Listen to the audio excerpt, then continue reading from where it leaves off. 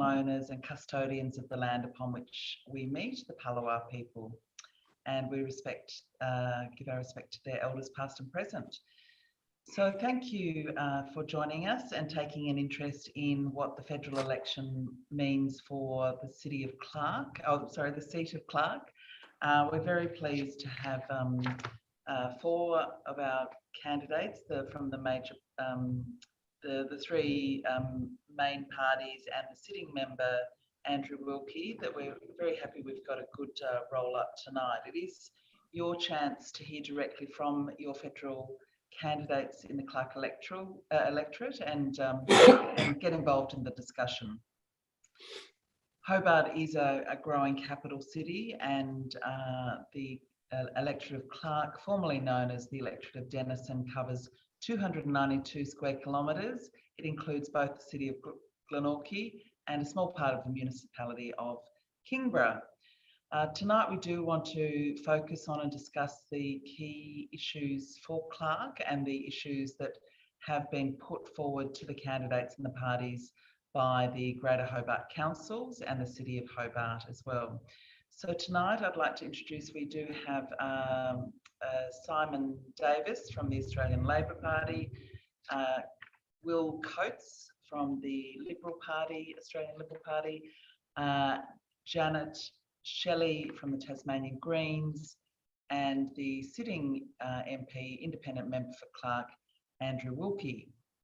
So just a few things before we get underway. Tonight's proceedings will be recorded and will be on the YouTube channel for future reference.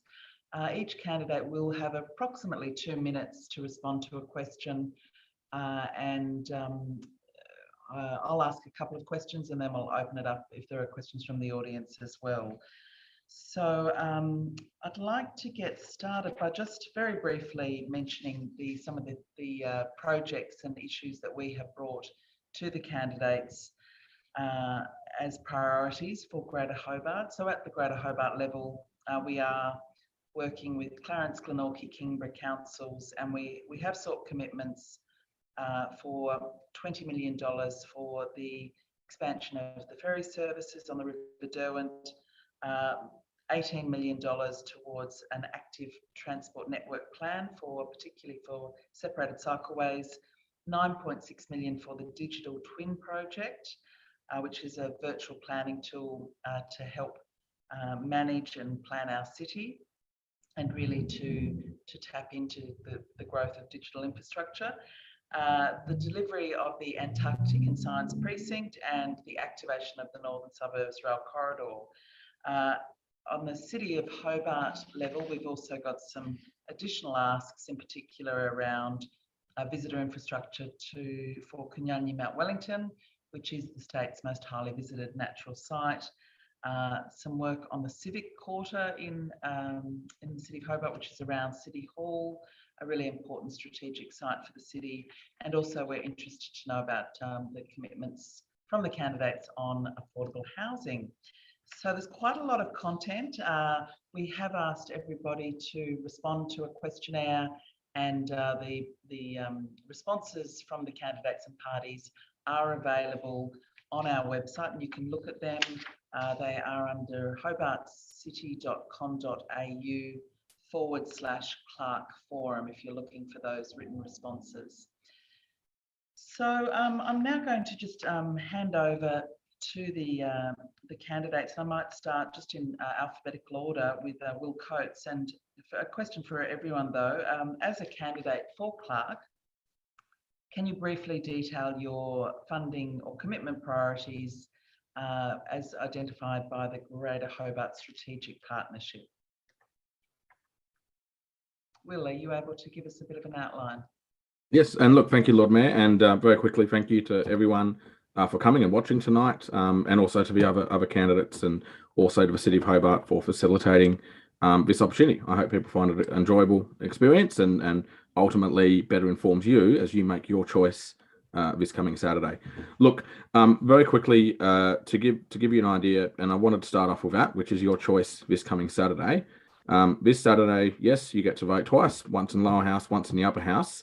But ultimately, your choice is about choosing which government will continue to govern this country. Now, it's either going to be a blue government or it's going to be a red government, or that ilk, and that is important.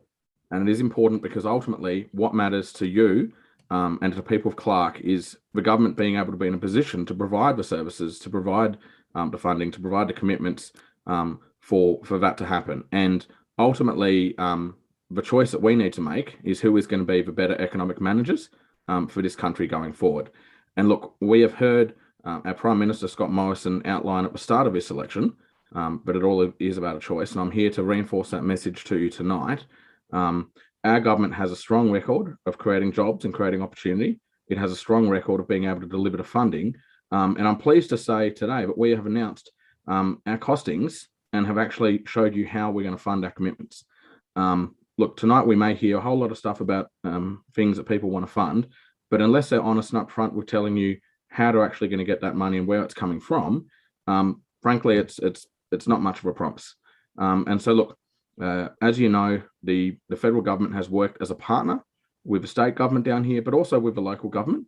We have implemented a city deal. If you have a look at that, you can go to the Hobart City deal, and it talks about these priorities. So it talks about activating the transit corridors, talks about activating the Derwent Ferry service. It talks about this stuff, and the federal government has been in a position of strength where we've been able to be a valued partner in that commitment to deliver stuff on the ground for the people of Clark and for the people of Hobart.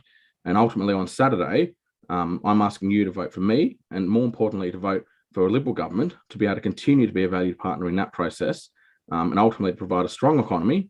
And with a strong economy, we will get the strong services. Thank you. Thank you, Will. I'll hand over now to Simon Davis from the Australian Labor Party. Thanks, Anna. Look, before I talk about what our commitments are, I kind of want to talk about what it means to make a commitment, because we often hear politicians say, I really like that and I really like this and I want to do that. And look, I really like all the priorities that the councils walked us through at the meeting a few months ago. But when I say I'm making a commitment, I'm saying if a Labor government is elected, we'll do it. And if a Labor government is elected and we don't do it, you can come back to me in 3 years and say, you lied to me.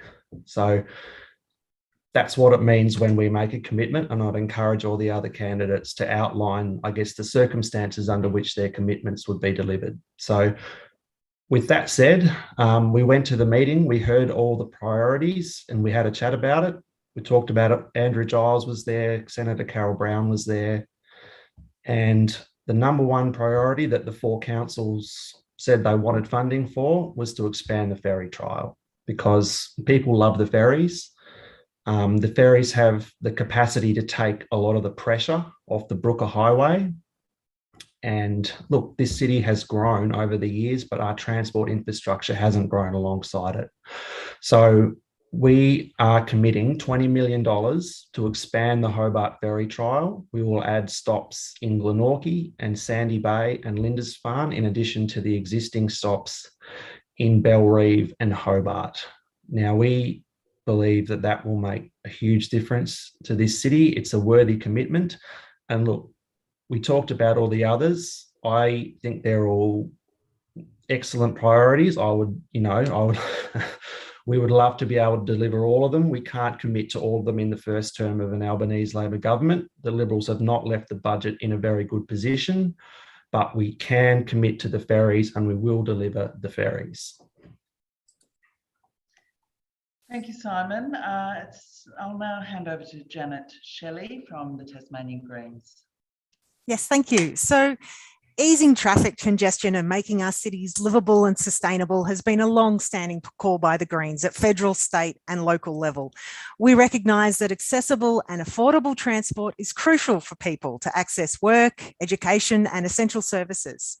So the Australian Greens will introduce a dedicated public transport investment fund of $25 billion over the next decade.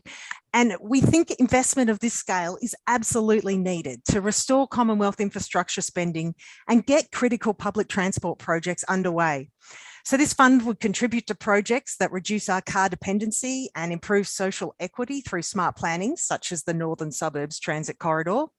It would also fund an active transport network in the Greater Hobart area, as we know we need to promote cycling as a climate safe and healthy form of transport and leisure. And the Greens will also support the Greater Hobart Ferries and work with federal and state governments to grow this service. The Greens are also committed to meaningful investment in science, research and innovation. We have a comprehensive plan to increase public and private investment in research and development to 4% of GDP by 2030 to support ventures like the Digital Twin Project. We also want a $17.8 billion investment in the R&D sector nationwide over the decade. And we need this to supercharge our economy and make Australia a global leader in research and technology.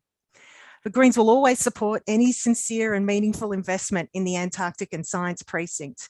And as a scientist who has worked in Antarctica, I can vouch that the Greens are the party that support the people and the scientific programs that are more than ever important as we face catastrophic climate change. Thanks, Janet. Now I'll hand over to the sitting member, Andrew Wilkie, for your response.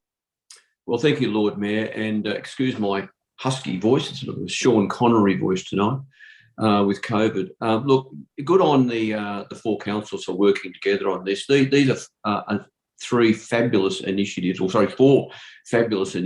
and they all promise to be genuinely city changing and help set the Greater Hobart area up for the future. I make a commitment tonight that should I be re-elected, I will look for every opportunity to find funding for these initiatives. And I rest on my record on that one. I've had the job for 12 years and I've already attracted over $1.5 billion in extraordinary funding for the electorate and for Tasmania more broadly. I've been very careful to cultivate good working relationships with both major parties. So whoever should form the next government, I'm confident that I'll have an opportunity to find funding for these. Now, I don't have time to talk about the merits of all four priorities, and in fact, the merits of all four priorities are really self-evident. But some things just scream out at me, you know, such as ferries and the bicycle and walking infrastructure, the sort of stuff that links communities, brings down the cost of living, promotes wellness, lowers the cost of living. You know, self-evident. The digital twin projects, you know, surely we've got to embrace that and keep up with the major capitals on the mainland, stay competitive with them and collect the data and coordinate the data so that we can be better prepared for the future. And of course, the Antarctic and Science Project, I'm already invested in that emotionally, in that I got the $50 million for the remediation of the site in 2012. And I lament the fact that here we are 10 years later and so little has been done. But that aside, I have met with all the stakeholders, including the university, the Mac Point Authority, and I know what needs to be done. We need $400 million to activate the Science and Antarctic Precinct within Macquarie Point, but we also need $200 million for Tasport to do the remedial work around the ports. That is actually an essential enabler of getting the Macquarie Point development underway. So there's my commitment tonight, Lord Mayor. I'll do what I can. And hopefully that'll be considerable. Thanks, Andrew. So I might just, following on from those commitments, thanks everyone for outlining those responses. I guess just a bigger picture question is around the infrastructure budget, because all of these obviously are infrastructure spending. The port project that Andrew mentioned is on the Infrastructure Australia priority list, and I appreciate that that we are in a tight budget environment. But have your parties made a commitment to Infrastructure Australia, to delivering on its priority projects in Tasmania?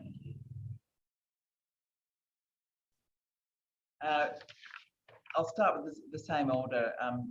Will, have you, has the Liberal Party got a particular policy on the Infrastructure Australia priority list? Look, I'm not in that level of detail to be fair up front. on that. But all I can say is, I mean, we have a very strong record of delivering infrastructure, both for the country and for the state, and of course here in Hobart. We all know, of course, of infrastructure investment. We announced back in March a huge investment into Antarctic research. Obviously, for those of you who have seen the new vessel, that in itself is an infrastructure investment. We all obviously know as well about the federal government's commitment to Bridgewater Bridge. That again is a huge investment. And talking about ferries, that will enable, obviously, the transit of ferries and vessels and boats underneath that to be able to get out to New Norfolk. So look, I think we have a strong record in terms of commitment to infrastructure, commitment to funding. Look, in one sense, definitely a Liberal government, but I would hope all governments, when it comes to priorities for infrastructure investment, it's done on a needs basis. So, you know, where there is a defined need and where it's hugely there, that gets to priority. And that is done obviously at a state level, but also at a federal level. So, and that can change. We might have, you know, changes and needs that occur. And ultimately, that's why there is Infrastructure Australia as an independent authority to actually look at that. But more of the clear choice that people are making on Saturday.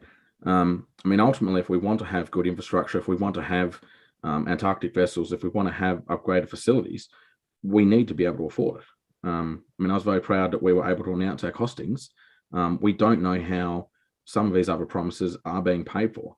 And ultimately, that is the economic stewardship that underpins all of this. And that'll be the clear choice that you will have to make on Saturday. Thank you. Simon, are you able to speak specifically about the Infrastructure Australia priority list and the infrastructure budget more generally? It's a question without notice, so no, I haven't prepared an answer for that. I'll say Anthony Albanese was the infrastructure minister in our last government. I think he did a fantastic job, delivered projects on time, under budget. And as to, you know, the whole, how are you going to pay for that question that seems to keep popping up, I'd simply say the Liberals have not paid for their own spending in a single year of the government that we've just had. They have been a consistently higher taxing party than the Labor Party, and they are not good economic managers. Janet. Yeah, sorry, like Simon, I will have to sort of decline any informed comment on Infrastructure Australia projects and our commitment to it. Only that mainly that rather that the Greens, rather than getting bogged down in specific merits on particular projects, do try to focus on the broader picture and the big things that will make an impact on people's lives, such as dental and mental health into Medicare, that sort of thing. Okay. Andrew, did you want to add anything else about Infrastructure Australia and the priority list? Yes, please, Lord Mayor. Look, I'll applaud Will tonight for actually making the point that infrastructure should be funded according to need, according to merit. And that, of course, is the whole point of having Infrastructure Australia. But I do observe that over the last 9 years, too often Infrastructure Australia's priorities have been ignored. I do hold out hope, but this is not me, you know, abandoning my independence. But I do make the observation that if there is a change of government, and if Anthony Albanese becomes the Prime Minister, I would hope that his background as a former federal infrastructure minister will bring more transparency and robustness to the whole infrastructure funding arrangement. I certainly, in the next Parliament, if I'm re-elected, will make strengthening Infrastructure Australia and its recommendations one of the building blocks of my work on integrity or greater integrity in Canberra. We talk about integrity agencies, we talk about federal donation reform, talk about whistleblower protection, media freedom laws, truth in advertising. But I think another building block is actually putting in place measures to end the pork barrelling and to bring merit to the whole infrastructure funding arrangement. So whether it be a re-elected Morrison government or a newly elected Albanese government, I think you can count on the crossbench to keep championing the cause for that sort of thing to be cleaned up, because it is a fact. And Tasmania has been the loser for this. There have been really important infrastructure projects in Tasmania across the whole state that have been neglected because of party politics. Thank you. I'm now going to go to some questions that have come in from the public. I'll just read it out here. what is going to be done to combat rising house prices. Measures have been announced for more social housing and steps to help first home buyers, but this does not change the issue of house prices now being well above most average Australians' borrowing capacity. And obviously this is a big issue in Clark with very significant housing challenges, both rental and the purchase of homes for people. So just a brief outline of some of the different approaches, your different approaches to affordable housing, and what your party will do for affordable housing in Hobart. So Will, would you like to start? Sure. And look, thank you for the question. Well, I agree with the questioner. This is, and speaking as someone who proudly, if you like, is wearing the millennial generation hat. It is definitely something that I've noticed amongst my networks and people of my age. Look, no doubt about it, housing is tough, especially here in Hobart. We have, in some ways, we've been hit with the perfect storm in terms of people wanting to come live here, people who've realised Hobart is a great place to visit, to have a home, and obviously with the pandemic, a lot of people looking to move to regional centres. So, look, with that in mind, at a federal government level, I think what people have missed in the last sort of few days, and a key initiative, is the announcement in regards to being able to incentivise people to downsize. I think anecdotally, if we think, we would all know people who potentially are, to quote the sort of marketing term, empty nesters, but where ultimately the housing stock that exists isn't necessarily being used in the most efficient manner.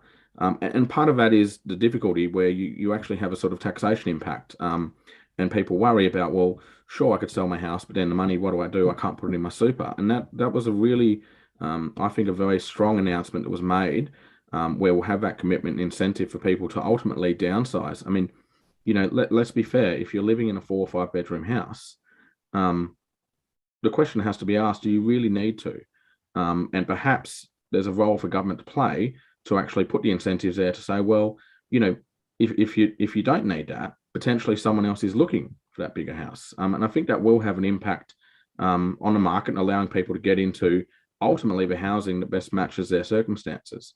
Other than that, we obviously know that one of the biggest barriers to getting a house is actually being able to have employment and being able to afford one. So look, there is an element of keeping a strong economy going so that people are genuinely able to afford to be able to buy, to be able to build, but also be able to keep up with the payments and the rent.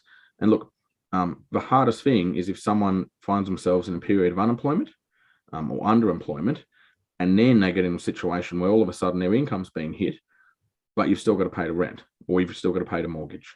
And we know that one of the biggest risks to sending people into homelessness and into housing crisis, where more than 30% of their income is spent on housing, is where they have a loss of a job or a loss of income. And look, we've just been through 2 years of extreme economic dislocation, but we've been able to come out of it reasonably strong. And that is because we have had good economic stewardship. And look, on Saturday, I urge you to vote to continue that good economic stewardship. It will be a challenge. I promise you there's going to be no easy fix on Monday. But a government that I'm a part of and the federal government that we seek to re-elect, I promise you, has your interests at heart and is looking at this matter. And as I've outlined, we've got a policy that I think will make a genuine difference. But also, we have form in terms of good economic stewardship to make sure that not more people end up in that situation. And look, ultimately, I guess the ultimate aim is to fit as many Australians with as many of the appropriate housing as possible, so that ultimately everyone has a roof over their head and a roof that's affordable and is attainable. Thank you, Will. So I'll hand over to Simon. And if there is anything very specific to Clark, whether it's an assessment of the resources or budget allocation that could come to Clark for affordable housing, it would be great to hear anything specific as well. So Simon, would you like to talk about the rising house prices, social housing, and how to deal with combat those challenges with rising house prices in Hobart and people getting into the market? Sure. Well, one thing I agree with Will on is that After 9 years of the Liberal government, it won't be an easy fix on Monday. It's going to take us several terms to undo the damage that they've done. And now they're saying that, you know, low paid workers getting a pay rise that keeps up with inflation would be impossible. That's not going to make it easier for people to buy houses.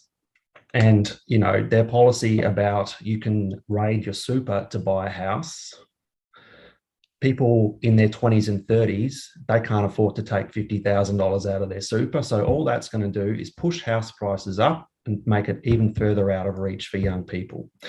Now, we do have some really positive policies on housing. We want to build 30,000 social and affordable houses around Australia. So it's not all social housing, it's also affordable housing and affordable housing for frontline workers.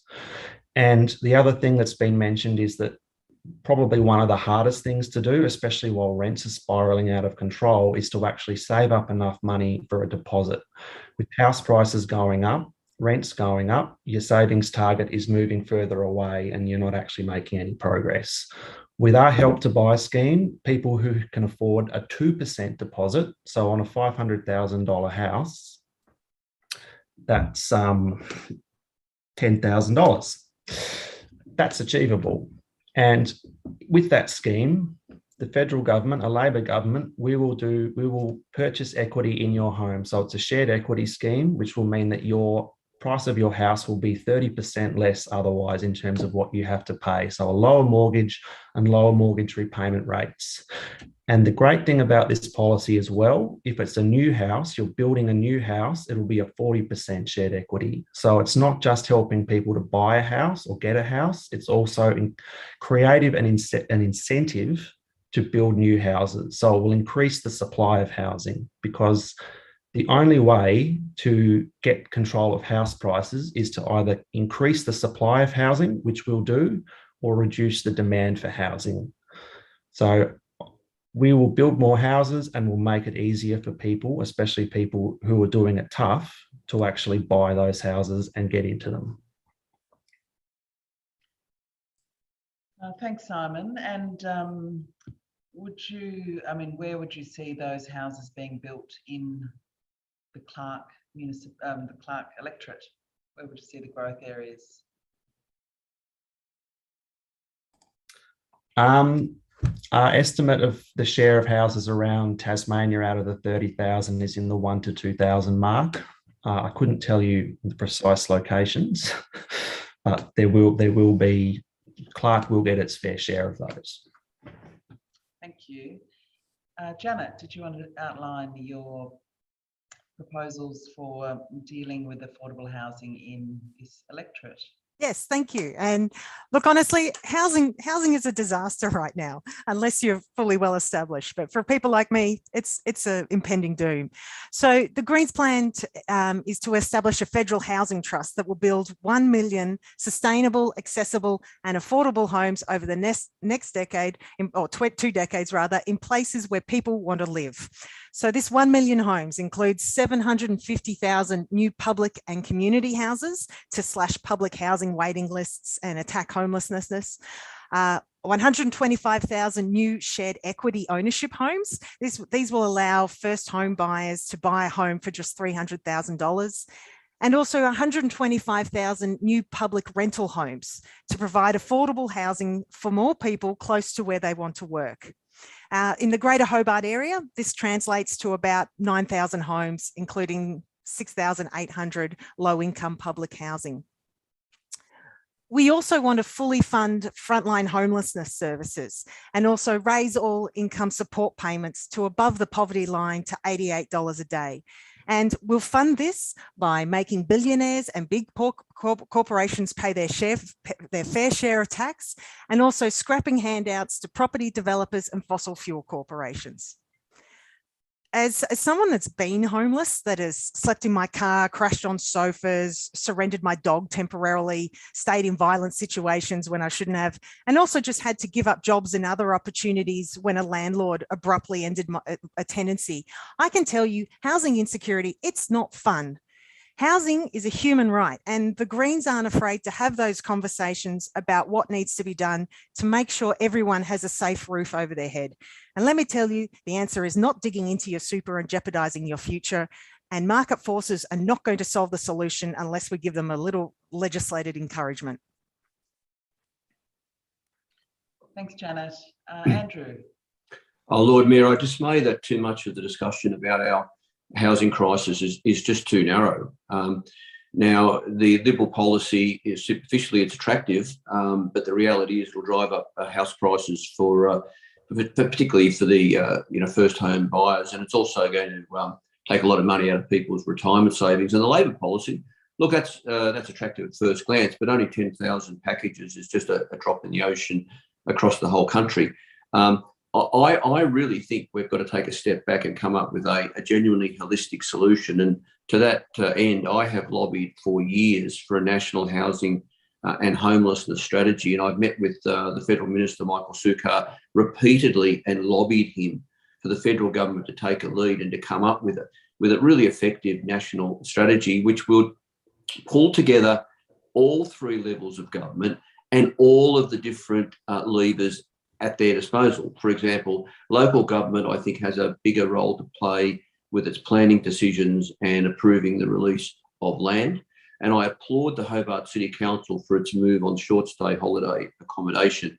I mean, it's self-evident that we should return short stay accommodation to its original intent, which was just to make available spare spaces, such as the lounge room floor with an airbed, and that's what it comes from, airbed and breakfast, or the granny flat or the spare bedroom. There's a role, obviously, for state government with more crisis accommodation, supported accommodation, social and public housing. I mean, the state government's got to stump up the money. It's got the money if it's got the right set of priorities. And the federal government, of course, it has to look at, significantly increasing Commonwealth rent assistance and, having a backbone to start a conversation and to bring about reform of the taxes around investment properties. We almost got there at the last federal election with reform of negative gearing and the capital gains tax exemption. But at this election, unfortunately, Labor's gone shy. Look, there are ways to make this politically palatable and to get it through the parliament. For example, we don't have to abolish necessarily negative gearing for everyone for all properties. Perhaps we grandfather existing investment decisions. Perhaps we allow mum and dad investors to have one investment property or to cap the amount of financial benefit in any one financial year. But I tell you what, you won't find an economist in the country who will continue to defend the 50% discount on capital gains tax after a 12-month investment. What I'm getting at, Lord Mayor, is we need a federal government to grip this up, take a leadership position and drive reform and to pull together all three levels of government. Otherwise, we're going to be left with these bandages, whether it be a shared equity scheme or it be raiding our super or whatever. We've got to get rid of the Band-Aids and come up with an holistic solution. Thanks, Andrew. I'm just going to another question from the floor. So I'll just read it out. The Coalition announcement today regarding changes to the efficiency dividend could see more cuts to the federal public service. It comes at a time when the workloads are higher and staffing is already restricted. Hobart employs a large number of staff in various federal government agencies. So just a question, what are your views on the public sector and your ambitions for public sector jobs, federal public sector jobs, and growth of the public sector jobs in the Clark electorate? I'll start with Will Coates. Thank you, Lord Mayor. And look, thank you for that question. It's a very important one because I think some people, when they hear the words efficiency dividend, can get a little bit worried. Look, this is a very normal thing that governments do. We're upfront about it. It was part of our costings that was released. To put it into context, the federal annual bill is, I believe, if I don't want to misquote it here, but I think it's $327 billion, and this is looking to get it down to $324 billion. But the reality is, when you're in the public service, you are funded by you, by me, by every single Australian taxpayer, and you're not necessarily subject to the business cycle. So through COVID, every private business had to all of a sudden tighten their belts and look at efficiencies. It is very normal for government to ask this of government departments, to ask them to wholly and solely reflect, look back and say, look, what are we doing? How are we delivering it? And where can we be more efficient? And to set those targets. So look, it is achievable. It's something that's been done before in the past. And it's something we're honest and upfront about. But by no means is this us saying we don't believe in the public service. We don't believe in providing those services to Australians. And look, here in Clark, we have a fabulous record of providing support for jobs. It was March this year, they announced $800 million for Antarctic. The majority of that is based here in Tasmania, and a huge chunk of that is based obviously in the Clark electorate. We have, as pointed out, we've got the Commonwealth Law Courts here in Hobart. We've got the tax office building here in Hobart. We have significant Commonwealth direct funding of agencies and jobs here in Hobart, and of course broadly across Tasmania. And look, were to be successful on Saturday, as a local representative, I would of course take our state to Canberra and lobby for the appropriate amount of funding and jobs and resources to be based right here in Hobart. There will be some stuff it doesn't make sense to have. Tropical research, keep it in the tropics. Antarctic research, keep it down here. But we do deserve our share. Ultimately, we are part of a federation, and we can be strong representatives. And look, and I'll share your desire for federal jobs to be based ultimately out where the people are. And look, I think we've got a very strong record on that, but it is entirely normal and appropriate for any responsible government to ask the government departments and the secretaries to look at the services they're delivering and to make those hard decisions and say, well, you need to try and find some efficiencies and you need to look at how you're delivering it. The private sector need to do it all the time as a matter of the business cycle. As a government sector, the good news is we won't go bankrupt. The bad news is that it is appropriate for governments to take this look and to ask that to happen. And look, we were seeking your vote on Saturday in the full knowledge that as a government, we will be asking the departments to be efficient in how they deliver your services. We're not walking away from those services, but we are going to be strong economic managers. And this is part and parcel of it. And we've announced it and released it today as part of our costings. And so look, thank you for picking up on it. It's a very good question. I'm glad you raised it. Thank you. Simon. The Liberals have gutted the Australian public service over the last 9 years. Right now, we have people who should be directly employed by the public service on permanent secure jobs working as contractors or through labour hire. We had the last time the Australian Public Service Enterprise Agreement came up for renegotiation, the Secretary of the Departments just said, no, we're going to make a determination and we're not going to have a negotiation. These people are not given a voice in their pay and conditions, and the service has suffered because of it. Now, a really interesting thing about working in the public service, though, is that it means that you're one of a very small number of people who gets to vote for who your employer is going to be. And if you want to see more permanent jobs in the public service, if you want to see those staffing caps that are rendering the service dysfunctional lifted, I would strongly encourage you to vote for the Australian Labor Party on Saturday. Now, just this morning, in fact, I signed, which they're not going to appear because of the background, but I signed a set of pledges from the Community Public Service Union that I and my party commit to a stronger and bolder public service delivering improved outcomes for our community that's a better place to work, an Australian public service based on secure permanent jobs and genuine negotiations on wages and conditions and abolishing the coalition's unfair bargaining rules. Now, those are pledges that are being made on behalf of the Australian Labor Party. That is what we'll do if we win government. And if you work for the public service, you are someone who gets to vote for who your employer is. And I think it's a pretty clear choice. Thank you. Okay, Shelley, Janet, would you like to speak about public sector jobs in particular in Hobart? And what your vision is for the public sector, particularly in the seat of Clark? Yes, and certainly as someone who, when they haven't quit their job to run as a candidate in a federal election, is normally an Australian public servant employed in Hobart, honestly, this announcement regarding the efficiency dividend today sort of makes me want to vomit. Under the Liberals and also even under Labor back in the Gillard days, our public service has been progressively privatised. Jobs cut, government departments hollowed out, work palmed off to consultancy firms who also conveniently seem to be the country's biggest political donors. It's all a bit horrifying to me. So the Greens will undo years of privatisation. They want to revitalise the Australian public service by restoring staff levels and increasing wages and winding back the labour hire and outsourcing trends. Also, which absolutely has nothing to do with me, but we also want to reduce politicisation and free public servants to participate fully in public debate. And that's probably where I'll leave my comment on this, because I am going to be re-employed as a public servant, hopefully in a few weeks. So I take my integrity seriously.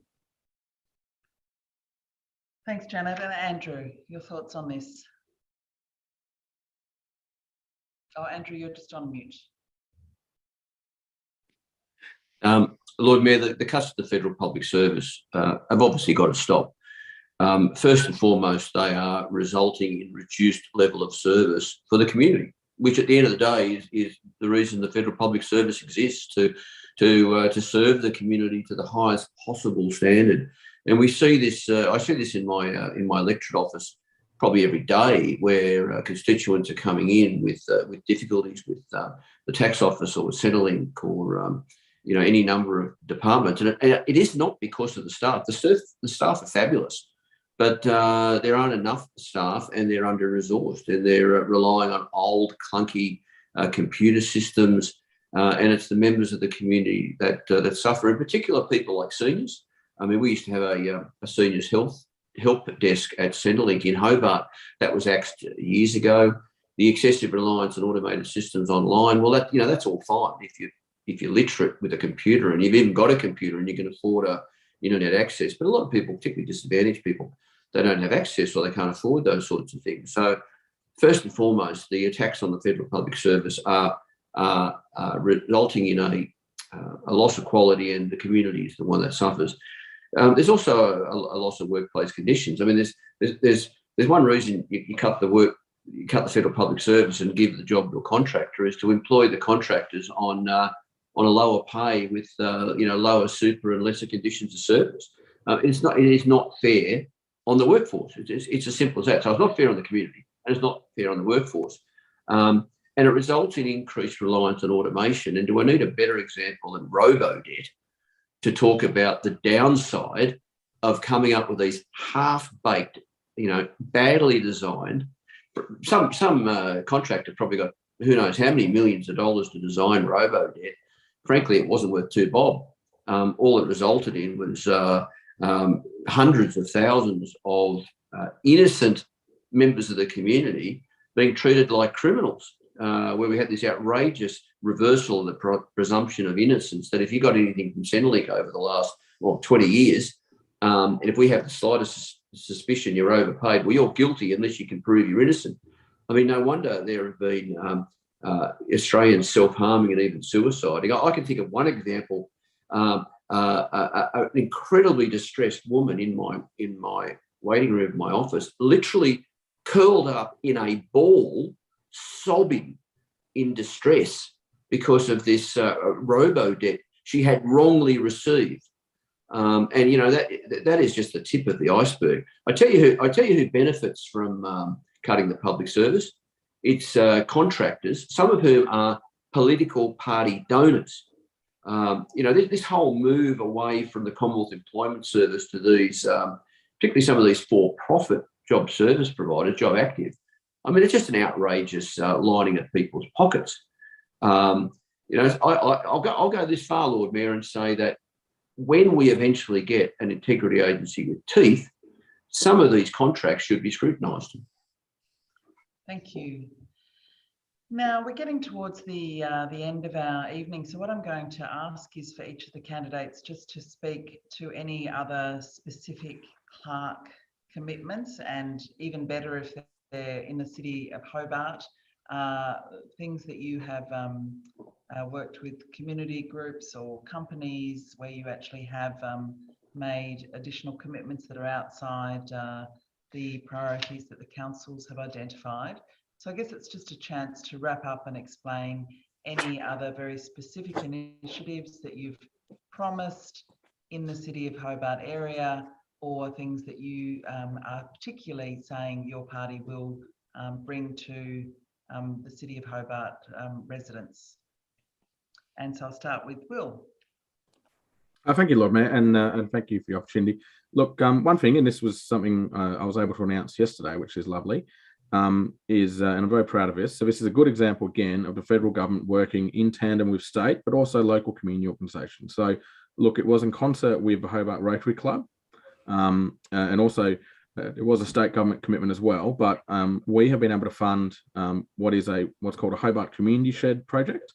And this is one where they've worked and they've got a model out of Margate, and there's a steering committee which was set up, and it's got members of the Hobart Rotary Club on it, and it's being able to use land that's being able to be offered by the C3 Church down South Hobart. But ultimately, what it is the outcome of it will be a community shed. So this is along the lines of a men's shed, but not specifically for men. This one, but it does provide a place where there'll be able to be services delivered, an opportunity for real community engagement and use. And look, it could be as varied as running social classes, as varied as running emergency support in the case of an emergency.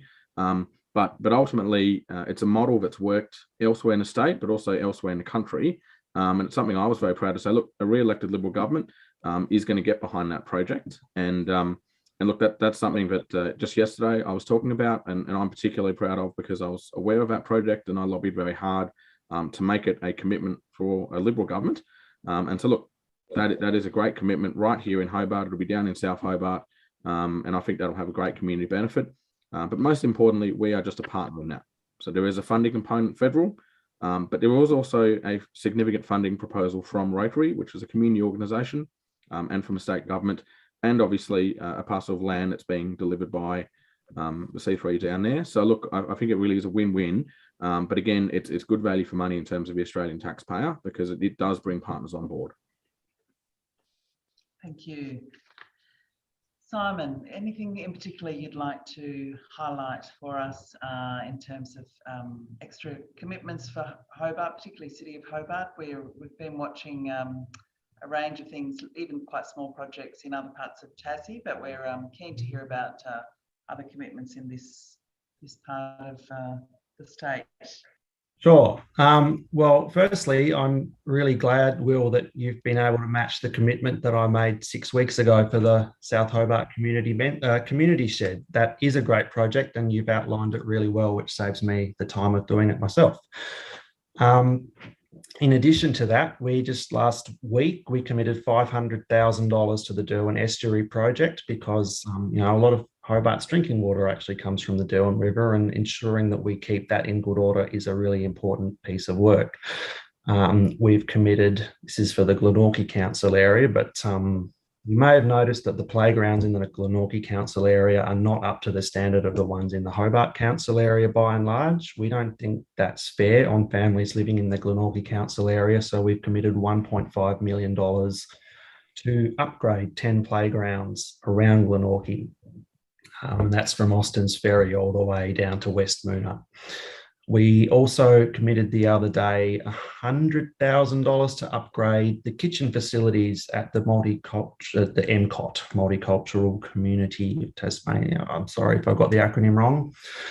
But look, they have a lot of wonderful events there. And at the moment, the people who host those events, they can't cook the food on site. They have to bring it and basically microwave it. And as we know, cooking food is an amazing way to express your creativity, your culture, and your love for your family, friends, and community. So for those people at those events to be able to cook their own food, we think will be fantastic. And of course, it's Hobart. We have committed, and I'll acknowledge this is a match of the Liberal promise, $50 million to make sure that Near Star remains operational and is also environmentally sustainable and a safe workplace into the future. Great, thank you, Simon. Janet, what would you like to outline for us? Well, thanks, Lord Mayor. I'm going to buck the system here because I'd prefer not to talk about micro announcements designed to buy votes. I'd rather talk about the broader vision and the policies we have that affect the lives of everyone in Clark every day, things like health and creating a fair and equal society. So with the Greens, we want to get dental and mental health into Medicare. We want real action on climate change, so stopping the 114 new coal and gas projects that Labor and Liberal have committed to, and stopping the 38 billion in subsidies that were for fossil fuel industries that were under the last budget. We want to scrap fees for childcare, university and TAFE. We want to introduce a livable income guarantee and raise social income payments to above the poverty line to $88 a day. And we want to ensure we have a home for all. So building these new homes and standing up for the rights of renters, making sure that we can have energy efficiency standards in our rental homes and get rid of blanket rules that make our homes less livable, like no pets. And let's really transition our economy from a coal and gas dependency to new renewable energy, support our businesses and homes so that we can all have a clean, green future. Thanks, Janet. Andrew, are there any additional projects you've been championing during the campaign that you'll be working on that are within the City of Hobart municipality in particular? Well, one of the advantages of being independent, I'm not constrained by any one party. And look, I see actually mirrored in what my three colleagues have had to say. I mean, good on Will and Simon. Your parties are making some really good promises. The Hobart Men's Shed, the Derwent Estuary Program, the Northern Suburbs Playgrounds, Multicultural Centre, and Near Star, and I support all of those. And one of your parties will be the next government, and I'll make a point of ensuring that party delivers on those promises. And good on Janet. I mean, you've really picked up on the big stuff, because let's remember that first and foremost, the big stuff affects everyone in the entire country, every bit as much or more in Clark as it does anywhere else in the country. And of course, the biggest issue is climate change, and potentially that's going to affect Hobart more than just about anywhere else, seeing as we are the capital city judged to be most at risk of catastrophic bushfire events compared to any other capital city in the country. So, I will make a point, should I be re-elected, of taking the climate change fight to Canberra and pushing whoever forms the next government to come up with a much more effective response to climate change. I've said it before, and I'll say it again. 2050 is just a rubbish commitment. It's so far into the never. It's meaningless. I'll do what I can to push the next government to be aiming for net zero by 2035 or sooner, with a 75% target by 2030. That's the sort of ambition we need if we are to be fair dinkum about climate change. The other big issue in Canberra, of course, that worries a lot of people in the Clark electorate is the, and I used to see where the corruption in Canberra, and I've already listed a number of integrity measures that I'll be pursuing. Much closer to home, the healthcare in Hobart, the transport and traffic congestion problems in Hobart, the housing crisis in Hobart, and the cost of living in Hobart. There are so many things the federal government can be doing to help with the cost of living nationally, including in Hobart. We can contemplate public sector wage rises. We can contemplate a lift in public pensions and payments, including the Commonwealth Rent Assistance. And in the private sector, upskilling, reform in certain areas such as aged care, disability care, the gig economy, where the federal government can play a role in improving the circumstances of our local workers, and so many things, really tangible things to lower the cost of living in Clark. Reducing transport costs by having better public transport, having the ferries, having the bicycle paths, having the walking paths, housing costs, the tax reform, the CRA I've mentioned, health costs. You can't get onto a GP's waiting list in Hobart, and you certainly can't get onto a GP who's bulk billing. Why? Because the federal government doesn't pay enough for the Medicare rebate for GPs, so they can only survive by having a gap. This stuff is as relevant in Darwin, Perth, back of Burke, and in Hobart, and particularly in Hobart. In some ways, it's more relevant to Hobart because we have an older, sicker, population on a lower average income. This is the stuff I'll continue to pursue if I'm re-elected. And if I'm not, if it's one of my colleagues here tonight, please take up this stuff. Your parties, to different degrees, already have them in your platform, but please push hard within your party. Thanks, Andrew. So that really brings us towards the close of our event. It's been great to have the opportunity to hear from our 4 key candidates here in the seat of Clark. The City of Hobart is very keen to work with whoever is successful. We'd love to meet with the successful candidate soon after the election, particularly to map out again and provide an additional briefing on some of these priorities and see what can be done to deliver on the priorities that the Greater Hobart Councils have identified, which are really based on an assessment of our city's needs and the community's needs, and working together with state and federal is really the only way that we can really tackle some of our biggest issues here in the City of Hobart. So for the audience who are watching, I'm sure you'd like me, thank the candidates for making their time available out of their campaign time to speak with us tonight. You can view this evening's proceedings on the YouTube channel, and I'd like to once again, on behalf of the City of Hobart, thank everyone for participating and providing us with an outline of your priorities for the City of Hobart and Clark area. Thank you, everyone, and good night.